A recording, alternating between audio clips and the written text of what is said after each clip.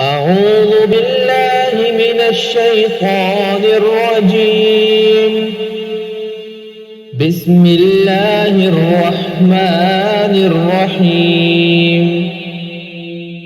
والعاديات ضبحا فالموريات قدحا فالمغيرات صبحا